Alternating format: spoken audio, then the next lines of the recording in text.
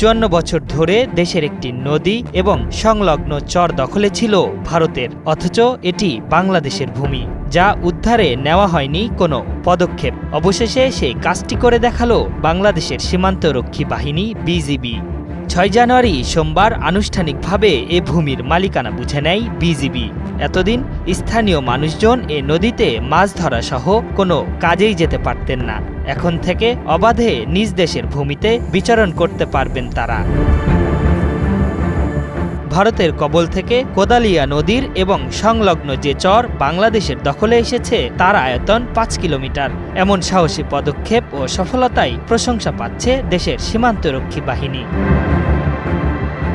জানা গেছে, স্বাধীনতার পর ঝিনাইদহের মহেশপুর উপজেলার ভারত সীমান্তবর্তী কোদালিয়া নদী পারের মানুষ নিজেদের প্রয়োজনে দেশের আরও অভ্যন্তরে বসবাস শুরু করেন। পরে ওই অংশটুকু ভারতের বিএসএফ দখল করে নেয় এবং সেখানে আধিপত্য বিস্তার করে। ফলে কৃষকরা মাঠে চাষাবাদ ও নদীতে মাছ ধরতে যেতে পারত না। এমনকি নদীটি ব্যবহার করতে গেলে স্থানীয়দের সঙ্গে বিএসএফ বাদানুবাদে জড়িয়ে পড়ত।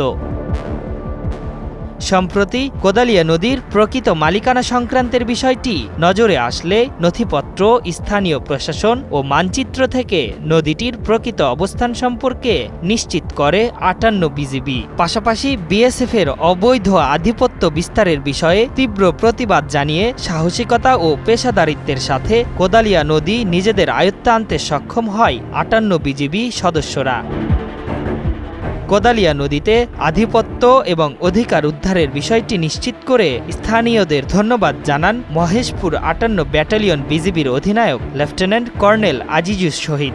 আগে যেটা হতো যে বাংলাদেশি কোনো নাগরিক যদি এই নদীর কাছাকাছিও আসতো বা নামার চেষ্টা করত, তখন আমাদের প্রতিপক্ষ কর্তৃক তারা বাধাপ্রাপ্ত হতো, যেটা গত কিছুদিন ধরে আমরা এটাকে উতরিয়ে এসেছি। বর্তমানে এই নদীটা যেহেতু বাংলাদেশের সীমান্তের অন্তর্ভুক্ত, এখন এই নদীতে পুরো আধিপত্য এবং নদীর পুরো অধিকার যেটা সেটা আমরা প্রতিষ্ঠা করেছি এবং বর্তমানে আমাদের প্রতিপক্ষ কর্তৃক আমাদের যারা স্থানীয় জনগণ আছে তারা কোনো রকমের বাধার সম্মুখীন হচ্ছেন না। বর্তমানে বিজিবির পক্ষ থেকে প্রয়োজনীয় জনবল বৃদ্ধির পাশাপাশি নদীতে যন্ত্রচালিত বোট এবং নদীর পাড়ে দ্রুত টহলের জন্য অল টেরেইন ভেহিকেল এটিভি মোতায়েন করা হয়েছে। আশরাফুল ইসলাম, ৭১।